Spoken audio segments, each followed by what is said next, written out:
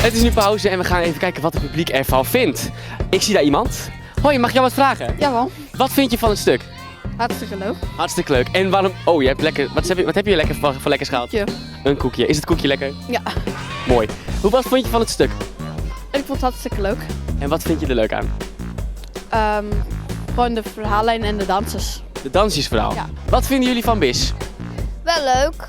Wel leuk. En wat vind je er precies leuk aan? De kostuums zijn wel grappig.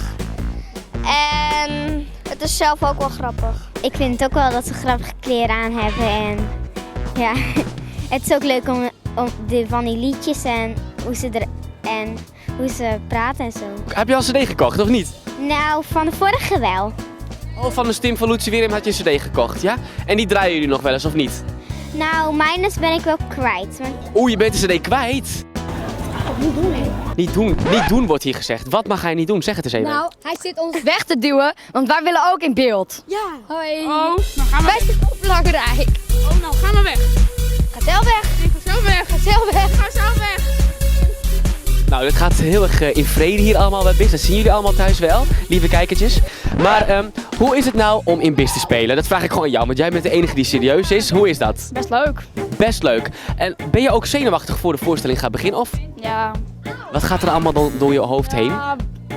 Razendsnel gaat het. Razendsnel gaat alles. Ben je trouwens ook wel eens iets vergeten dan? Nee. Nou, soms wel, soms niet. Soms wel, soms niet. Oké, dus je bent wel eens wat vergeten.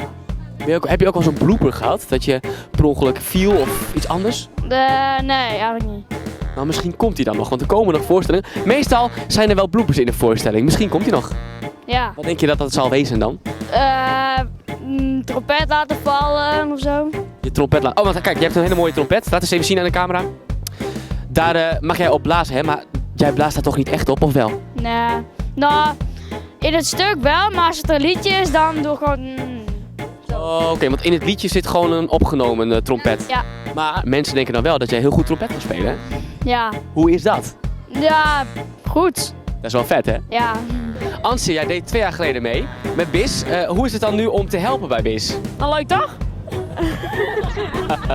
Nou, zo ziet het er wel uit inderdaad. Wat ben je precies hier aan het doen? Nou, ik ben cd's en boekjes aan het verkopen. Gaat het een beetje goed met de cd verkopen en de boekjes verkopen? Nou, het is best wel rustig, maar ik dit best wel goed. Vind je het zelf ook een leuk stuk dit jaar?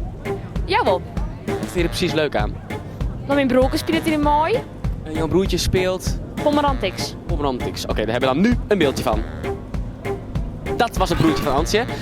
Hoe vind je dat hij het doet? Nou, wel heel goed. En ben je ook trots op hem als je zo je broertje ziet stralen op het podium? Ja, heel trots.